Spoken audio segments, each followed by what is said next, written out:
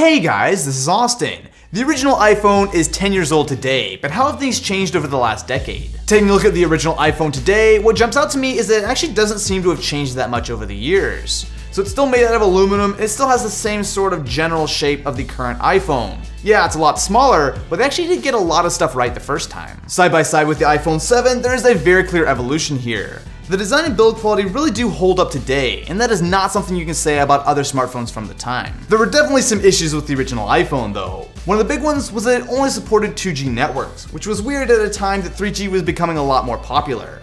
Because of that, when AT&T shut off their 2G network earlier this year, it meant that the original iPhone, short of trying to unlock it, is no longer usable as a phone. There were also some weird quirks like the recessed headphone jack. So because of the way the phone was designed with this taper, a normal pair of headphones actually will not fit in. You're going to need some kind of extender. The biggest issue with the original iPhone though was price. When this came out back in 2007, it cost $600, and that was on contract. That's pretty much unheard of today. Now to be fair, a couple months later, Apple did drop the price to $400, as well as discontinuing the skimpy little 4GB model, but still, this was an incredibly expensive phone back in the day. All this makes a lot more sense though when you look at it compared to other smartphones of the time. So the iPhone looks pretty clean, and to be honest, not that different from phones of today. It's very sleek, it's very minimal.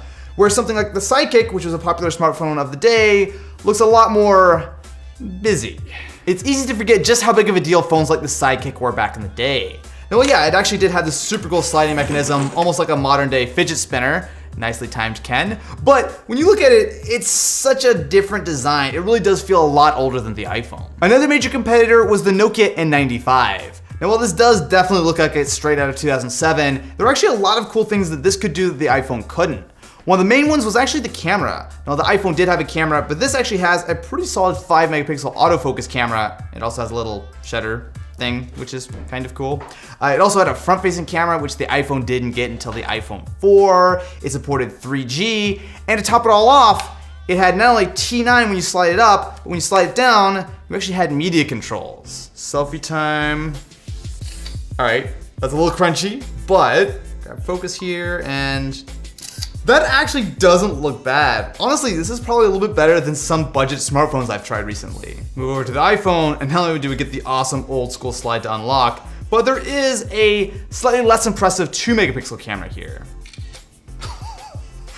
Wow. It's not that bad, but iPhones have definitely come a long way as far as cameras go. What really set the iPhone apart though was its software. The hardware itself was fairly underpowered, but what they were able to really nail was iPhone OS. There was a lot missing when this first launched though. Not only was there no multitasking, but it didn't even have an app store until the second year. But what really saved it were the fundamentals were absolutely there. Stuff like scrolling felt way more natural than pretty much any other phone on the market, and stuff like multi-touch was really cool. Keep in mind, back in the day, most phones didn't even have touchscreens, and the ones that did typically used a stylus. The iPhone and iPhone OS was a huge leap. But that's not all. Inside this slightly suspicious looking black box is a prototype for the original iPhone.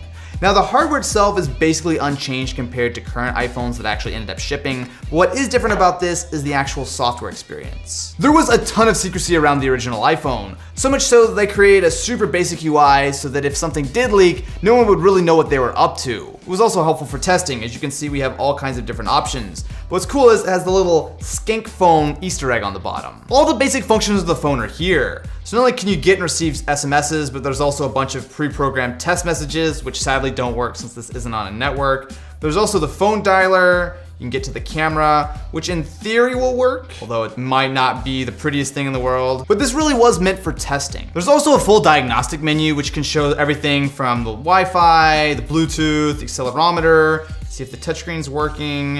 You can see the camera, buttons. There's a lot of very interesting stuff with this. Now yes, it's a prototype and it was really meant more for avoiding leaks than anything else, but it's a cool piece of Apple history. After 10 years, it's hard to argue with just how important this iPhone was. Pretty much any modern smartphone today owes at least something to the OG. So, what do you guys think about the original iPhone? Let me know in the comments below and I will catch you on the next one.